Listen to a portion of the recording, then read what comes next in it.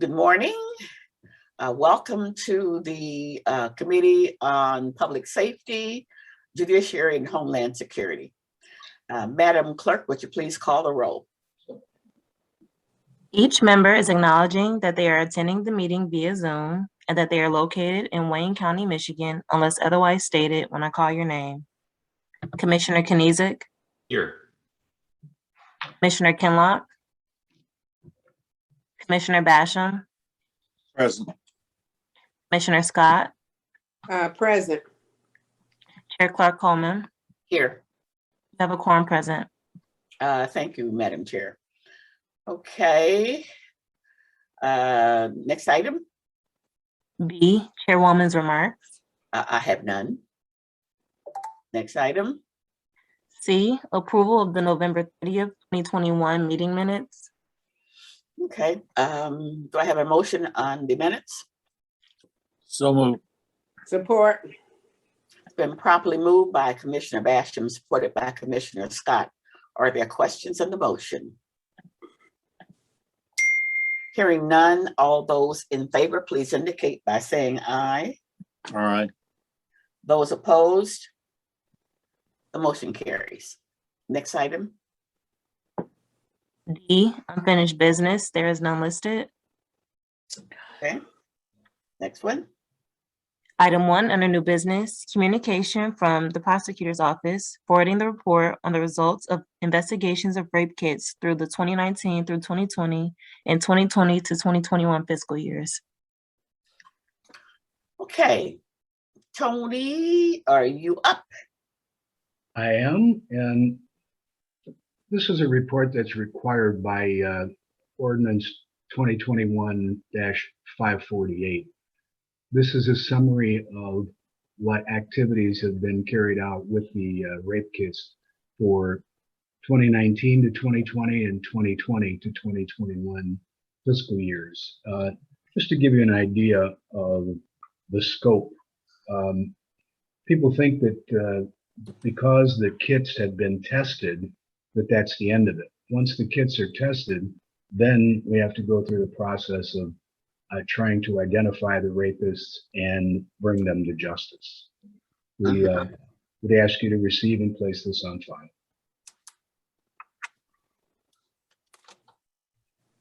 Okay. So let's see. This is. I did see Commissioner Basham's hand. I took it down, Madam Chair. Oh, you did? Okay. Mhm. Are there any questions on this item? So moved, Madam Chair. Okay. Support. It's been properly moved by Commissioner Scott, supported by Commissioner Basham. Since Bob already asked for comments on it, we'll take a vote on it. It's a receiving file, so we'll just take a voice vote. All those in favor, please indicate by saying aye. Aye. All right. Those opposed, the motion carries. Thank you. Okay, next item. Item 2, communication from the Sheriff's Office forwarding the report on developing a detailed plan to reduce overtime costs. Okay. Good morning, through the Good chair. morning, Samantha. This is a required report within Rule Ordinance 2021-548. This plan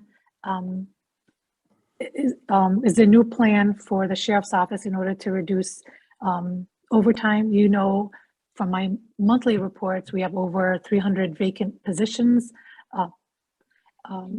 What we're trying to do is to bring in as many employees and as many police officers as possible to fill in those vacancies. Just to let you know, we plan on starting advertising through social media, through the radios. We are in the process of developing an application that goes on your phone for those who put in an application, just so they can track the status of their application. And we at the Sheriff's Office, as well as Central HR, can track the progress of every applicant. So we're working on that. We're going to start working on that soon. We also are going to try we're going to apply to the Michigan Sheriff's Coordinating and Training Council. So we can, instead of sending the officers or the applicants somewhere else to get certified, we want to be able to certify them and administer the local correction officer physical ability test to those applicants. And then we'll be able to take other applicants who are applying to other police agencies and then charge them $50 per test. So we're working on those two major accomplishments. And I wanted to highlight a few things that we've done so far. We started the conversation with the CEO concerning the benefits of hiring retirees as temp officers. We put a proposal together, the CEO reviewed it, and right now it's in labor relations. Labor relations are gonna contact the unions and see if they agree to it, then we can implement that. And that's a great effort on the part of the sheriff. To highlight a few things that we've done so far, our applications were 10 pages long. We reduced that to 2 pages, and even the applicants were very receptive to the reduction and they like the idea.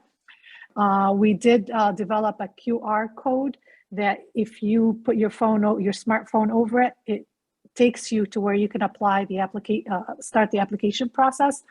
We also eliminated the use of the personality test as of June 2021, and it increased our applicants' satisfactory. And we are in a process, we did purchase recruiting materials just as a marketing and advertisement for the recruitment of the officers. So those have been very beneficial, and we're looking forward to bringing in more applications and applicants to fill in those vacancies. If there's any questions, please let me know. You said you have a personality? Yes, there is Yes. a personality test, and people were failing. So we took that away. They asked, I never took the personality test, but from what I understand, they asked the question different ways. And if you don't answer the same thing, you fail, so you're not considered. So we got rid of that. Okay, okay. I'm sorry. Yeah, I had to put that in there because that was an accomplishment to get rid of it. Okay, Commissioner Basham. Thank you, Madam Chair. Did I hear you say you had 300 openings? Because I was hearing before it was 200 openings. The 341, it's for vacant positions in total. That's civilians and officers. I can give you the exact, after this meeting, I can give you the exact vacancies for officers. Yeah. Okay, and then And I you can said break it also, down. and did I hear you say instead of going to Wayne County Schoolcraft College that you wanted the sheriff to do the certification for police No, officers? the MCOLS is different. Mhm, MCOLS, mhm. that's a different certification that we have to go Mhm. through Schoolcraft, but this is just to administer the physical agility test. We want to be Okay. certified and do the test for the incoming officers. Okay. Schoolcraft is for officers who already been hired and they want to be MCOLS certified. Okay, and also, I'm certainly in full support of not being able to hire, you finally hire somebody and as soon as they become certified, they're gone. And so, are you taking, as a sheriff's department, taking a look into other counties and other police departments and see what their starting wage is and those incentives to keep them there? Like, there was somebody suggested to me that, like, okay, give them a little higher percentage starting, but also give them if they stay for a year or 2 years, give them a little bonus for staying to get them used to staying versus just chasing the dollar. As far as I know, there is a retention bonus right now, but I'll look into it more and then see how much it is, and I would let you know. Yeah, because again, I don't know. I don't think I haven't seen anything that actually compares Wayne County sheriffs with like Oakland, Macomb, and other counties. So it'd be interesting to know where we line up, and are we number 1 or number 10 or those sorts of things. I can do that, and I'll send a report Appreciate it. through Joe in Terrence, and then get it to the community, and I can compare the counties, surrounding counties with Wayne County. Thank you. Thank you.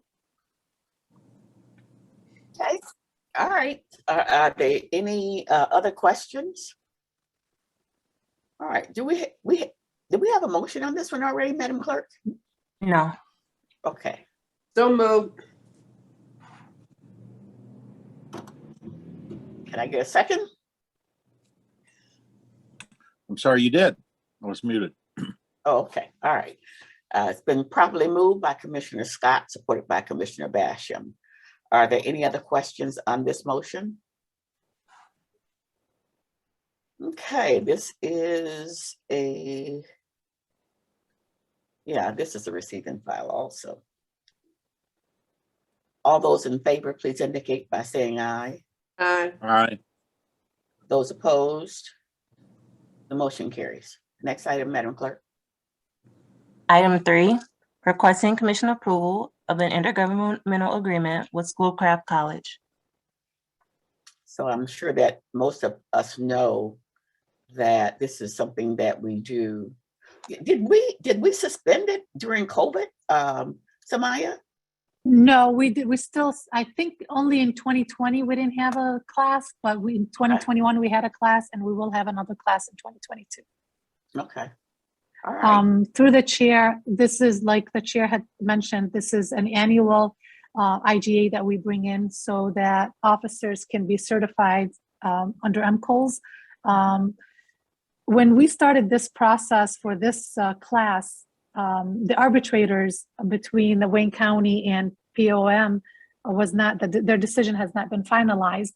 Today, I was trying to get some information about this class, and I found out that we are required to send 18 officers to be certified by MCOLs on an annual basis. So this is the original IGA for the 6, for the original 6, and I will be sending another modification for the other 12. So in total, we're going to have, per the CBA, we have to have 18 officers certified, MCOL certified every single year. Okay. Commissioner Basham? Yes. Now, who makes the decision that you got to have 18? And then the last time I remember, we had we were going to send 6, but only 2 wanted to go there and do that, and so we didn't want to lose paying for 4 officers that weren't willing to participate. So it's like, where did these numbers come from, and why? Who do you negotiate with to change the numbers? There's a negotiation between Wayne County and the president and vice president of POM. At first, the original agreement, the one that we based this IGA on, it was required to, it's listed in the IGA that there's 6 officers that have to be certified, 5 based on seniority, and 1 is discretionary, where the sheriff can choose who goes to be certified. But the arbitrator, because there was negotiation all of last year, the arbitrator came back with a decision, and I just received the new CBA, and it specifically list 18 officers. So I was not privy to the negotiation between the county and the union, but they must, the arbitrator must have came in the middle, depending on what the union was asking versus what the county was asking. So with this one, the arbitrator is the one who made the decision to be in the middle, and it is listed that 18 officers have to be certified annually.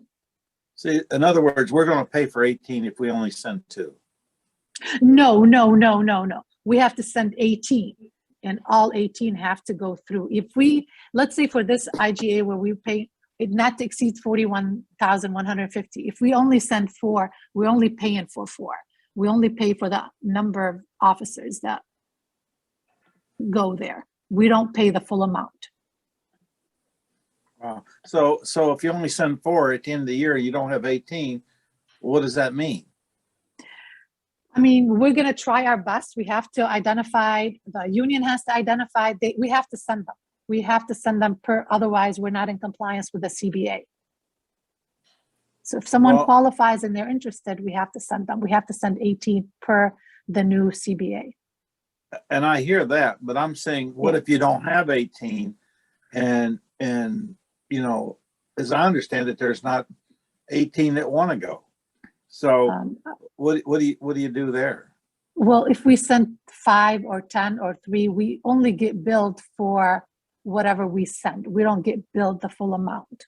So for this one that's starting in January 21st, if only 3 are gone they were approved or are going to the training, then we are only obligated to pay for the 3. We're not obligated to pay for the 6. I get that, but the thing of it is, so you only send 3. So, but you're saying we're obligated to have 18. So if you only, I understand the pay part of it, but what happens Yeah. if you don't do the 18? Well, then the union president has to agree that we're only sending, let's say 12, because only 12 Okay. are interested. All right. Okay. We have to there do is a way something out. separately. Yes, There there's is a a way way. out. Absolutely. All There's right. always Thank a way you. out.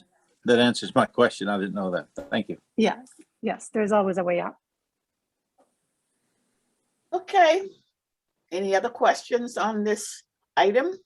Madam Chair, just like to let you know I'm present. Okay, all righty. Okay, so if there are no other questions on this item, this is an approval. So, Move Madam with- Clerk, would you please call the roll, Madam Clerk? We need a motion. Oh, I'm sorry, I thought I had a motion. All right, so who's making the motion? So moved. Support.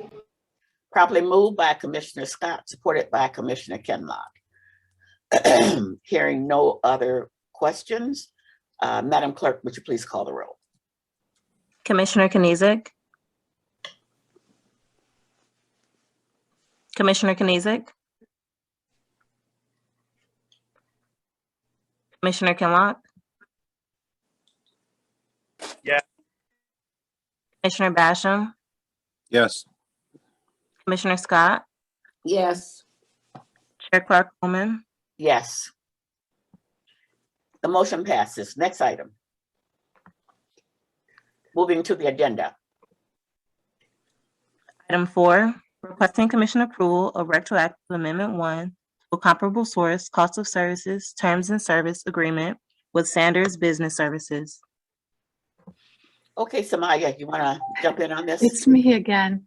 Through the chair, this is a retro contract, retro amendment to an emergency contract that we entered into in June of 2021. The reason for that, we usually have up to 19 service workers who would help clean the jails. By early June, that number dropped to 5. So we requested an emergency contract, and at the same time, we started an RFP so we can have a vendor who would come in and clean the jails. The RFP process was too long, and by the time the emergency procurement was entered into and almost ended, we did not have a contract in place. So we had to go back and redo the extension for the same vendor to help us clean the jails, to make sure that it's safe for the inmates and officers to move around. So yes, this is a retro. I apologize. We never meant for this to be a retro. On the contrary, we started everything early, but the process was so long that it didn't reach commission in a timely fashion to be approved ahead of time. Commissioner Basham?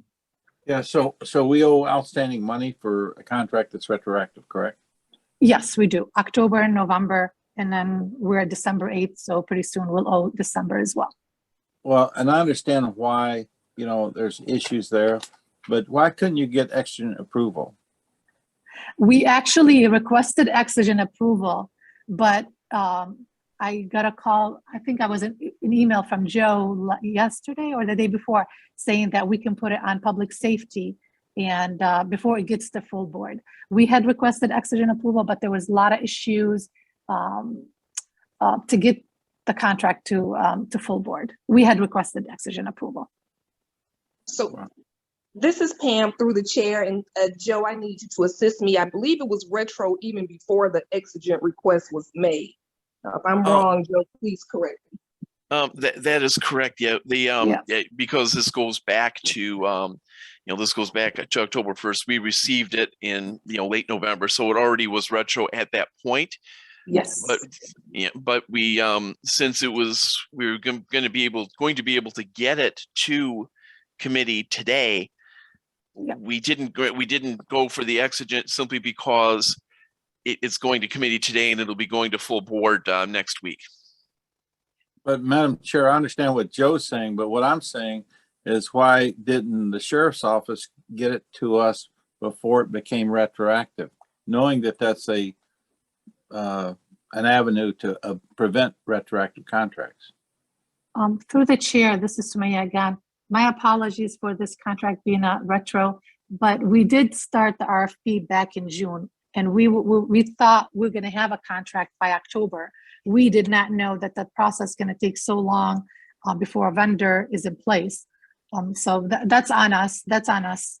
Well, if I may, we play a relevant role in county government, and if you have more of us, and to know whether it's well-intentioned or not, there is avenues for retroactive. So you prevent retroactive contracts by asking for exigent approval, and the sheriff's office is not doing that, and that's the issue that I have. So I'm not trying to poke the bear, but the point is, we're part of this process, and sometimes you get too complacent knowing it's going to pass anyway because we've always done it that way, so it just rolls along that way. And we at one time our retroactive contracts was going through the roof. We passed, it took 1.5 years under the county administration to pass a procurement ordinance. We finally got it done. Contracts retroactive went down to single digits and like 7% or something, and they start creeping back up. And right now they're creeping back up. And that's why I'm trying to send a message. I know this will probably pass, but I'm trying to send a message. If it's retroactive, you got at least one commissioner, and that's all I can speak for, that's going to oppose retroactive contracts and sole source contracts. I'm done. Thank you. Are there any other concerns about this contract?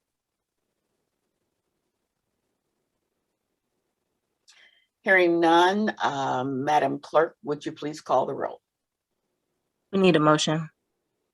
Okay, I need a motion. So moved. Support? Support, Kenlock. Properly moved by Commissioner Scott, supported by Commissioner Kenlock. Are there any other questions on this motion? Hearing none, Madam Clerk, would you call the roll? Commissioner Kniezek? Commissioner Kniezek? He must have Commissioner, dropped. he's still here. Oh, he is here? It says he's still here. Is he on mute? Yeah, it says he's on mute. I tried to unmute him, but he's not muted. Commissioner Kenlock? Yes. Commissioner Basham? No. Commissioner Scott? Yes. Chair Clark Coleman? Yes. You want to try Commissioner Kniezek again? Commissioner Kniezek? Does he know that he's muted? He should. Just unmute. It'll pop up for him to unmute himself. If he was on the screen, maybe he stepped away. All right, the motion carries. Next item. Item 5, requesting commission approval of a 1-year grant agreement with the Michigan Department of State Police Emergency Management and Homeland Security Division. Okay, this is a grant that we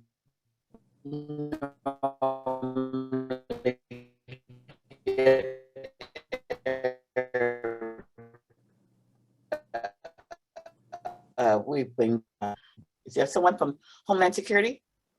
Yes, this is Brenda, and I'm along with Brian Herman, we're both representing Homeland Security. And this is a grant that is for it covers 17.13% of the emergency manager's salary and fringe, and is capped at $34,894. And our emergency manager is Tadario Sturdivant, so it covers salary and fringe with that cap for the performance period, October 1st through 2020 through September 30th, 2021. Mhm. Was there additional funds attached to this or no? Yes, there is also, okay, so this portion is called the American Rescue Plan Act that covers 17.13%. And then there's also just the Emergency Management and Performance Grant by itself that covers 32.86%. And it caps at 66,952. So combined, they cover 49.99% of the emergency manager's salary and fringe, but they both cap, they can't exceed those dollar amounts that were capped. Okay. Are there any questions on this item? Can I get a motion? So move. Support. Properly moved by Commissioner Basham, supported by Commissioner Scott. Again, are there any questions or concerns on this item? Hearing none, Madam Clerk, would you please call the roll? Commissioner Kniezek, Commissioner Kinlock, Yes. Commissioner Basham, Yes. Commissioner Scott, Yes. Chair Clark Coleman. Yes. The item, the motion carries. Next item. F, such other matters as may be properly submitted before the committee. I have not been informed of any. Public comments. Okay, would you unmute the public? The lines are unmuted. Okay. Is there anyone on Zoom or on the phone who would like to make a comment at this time? Please speak. Is there anyone on Zoom or on the phone who would like to make a comment at this time? Please speak. Last call. Is there anyone on Zoom or on the phone who would like to make a comment at this time? This is public comment. Okay, Madam Clerk, are there any emails? No, we haven't received any emails. Okay, moving to the next item. Adjournment. Okay, So move. all righty. Basham, are you going to support it? Yes. Support. Been properly moved and supported. All those in favor, please indicate by saying aye. Aye. Those Aye. opposed, those opposed, the motion carries. See you guys. I'll see you at the government ops.